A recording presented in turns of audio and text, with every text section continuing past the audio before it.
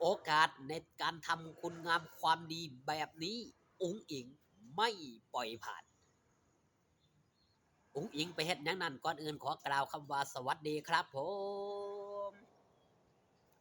สวัสดีพี่น้องครับป้องปายมิตรหมอแคนแฟนหมอลำแฟนคลับ FC ลาหน่อยอุ๋งอิงแฟนคลับ FC สาวหน่อยเพชรบันแพงสู้ขู่สู้คนเด้อครับเด้อยินดีต้อนรับเข้าสู่ช่องไทยซีเกตชาแนลมาช้ายังดีกว่าไม่มาตามสโลแกนของช่องครับพี่น้องพอกัน10 โมงกว่าเมื่อคืนเป็นจังไดแน่นอไปเบิ่งไปมวนกันด้านหน้าเวทีวัดโคกตายออำเภอบึงสามพันจังหวัดเพชรบูรณ์2 มืออายะทั้ง2 มือ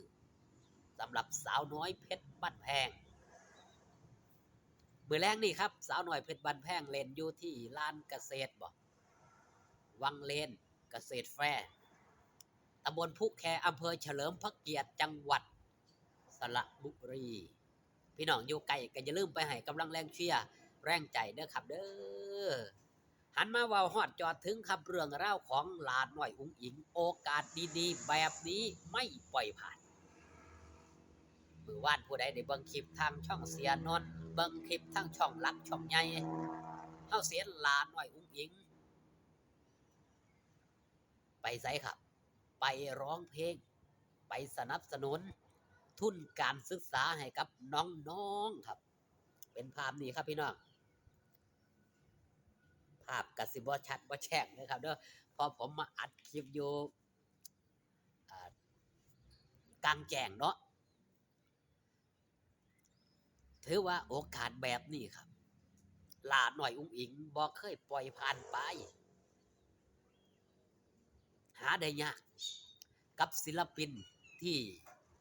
มีชื่อเสียงสิมาเฮ็ดแบบนี้สิมาทำแบบนี้ส่วนมากเฮาสิเห็นลงรถตู้ฟ้าวแล่นขึ้นเวทีลงจากเวทีฟ้าวแล่นขึ้นรถตู้แบบนี้ครับเฮาเห็นมากมายแต่สำหรับหลาน้อยอุ๋งอิงเป็นศิลปินที่บ่คือผู้อื่นมีความพิเศษมีความแตกต่างจากคนอื่นๆอย่างเห็นได้ชัดยิ่งเห็นครับยิ่งเห็นน้องๆมาเปิดหมวกหาทุนการศึกษาแบบนี้ส่วนหนึ่งเลยครับหลาน้อยอุ๋งอิง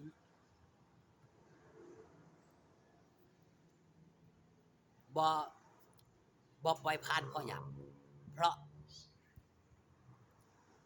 นึกถึงความเก่าความหลังที่เจ้าของก็ต้องร้องเพลงหาเงินเช่นเดียวกันคนที่บ่ลืมความเก่าความหลังคนที่ยังรำลึกนึกถึงความลำบากกว่าสิผ่านมาถึงจุดนี้ได้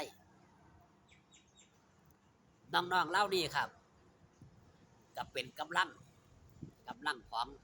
บ้านกำลังของพ่อของแม่ในอนาคต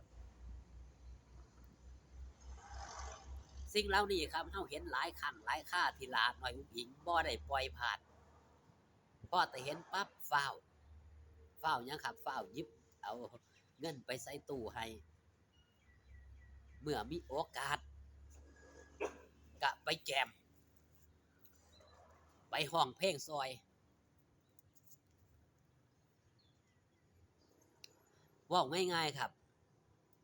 การสร้างโอกาสแบบนี้การเฮ็ดสิ่งแบบนี้เฮาเห็นบ่ครับพี่น้องมิตรหมอแคนแฟนหมอลำมาฮอหุ้มมาตุ่มมาลุ่มหลังจากที่หลาน้อยอุ๋งอิงนี่ไปซอยห้องเพลงน้องๆหลายคนก็อาจสิบ่ฮู้จักซะด้วยซ้ำว่าหลาน้อยอุ๋งอิงเป็นผู้ใดความเป็นมาเป็นไปจังใดแต่แฟนคลับ FC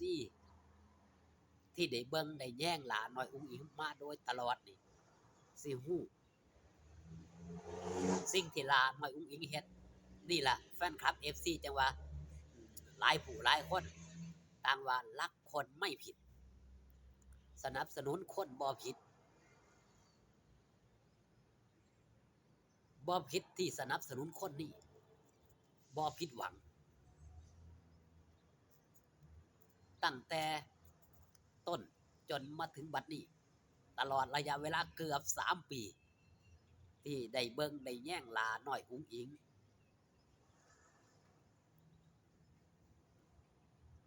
สิ่งเหล่านี้ครับมันบ่งบอกถึงหยังบ่งบอกถึงคนคนคนงามงามทั้งนั้นจิตใจงามจากภายในสู่ภายนอก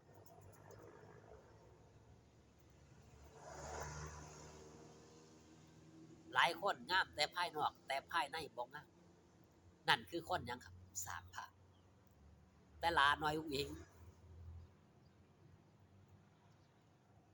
สร้างภาพแบบใดครับภาพลักษณ์ที่ดีทุกคนสร้างภาพครับสร้างภาพใดแบบใดแตกต่างกันมองใดครับสร้างภาพที่ดีกับสร้างภาพที่บ่ดีหลาน้อยอุ๋งอิงนี่สร้างภาพในสิ่งที่ดีสร้างภาพในสิ่งที่งามด้วยจิตใต้สำนึก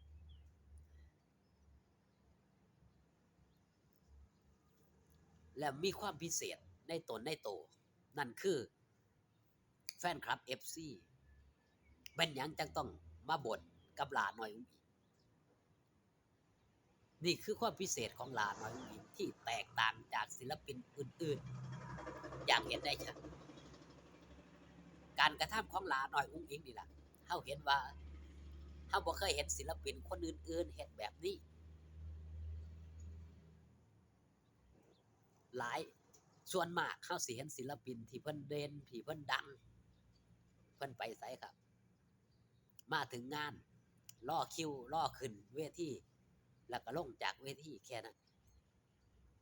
นั่นคือภาพความทรงจำของหลายๆผู้หลายๆคนเอามาเทียบกับหลาน้อยอุ๋งอิงเฮาสิเห็นว่าหลาน้อยอุ๋งอิงตั้งแต่ลงรถจนถึงทำการแสดงนี่ก่อนสิไปแต่งหน้าแต่งตาหลาน้อยอุ๋งอิงนี่มาพบปะแฟนคลับ FC แบบนี้ครับศิลปินที่กินใจหรือได้ใจแฟนคลับ FC ไปอย่างมากมายแม่นหยังบ่แปลกครับแฟนคลับ FC หลาน้อยอุ๋งอิงจังเพิ่มพูนทวีขึ้นในทุกๆวันเพราะการกระทำเหล่านี้ครับมันบ่งบอกถึงโตตนของหลาน้อยอุ๋งอิงเป็นที่ยอมรับของเด็กยุคปัจจุบันคลิปนี้ฝากตอนเอาไว้แต่เพียงส่ำนี้ครับอยู่ดีมีแห้งขอบคุณที่มาเบิ่งมาแย่งนะครับเด้อพอกันคลิปหน้าสบายดีครับผม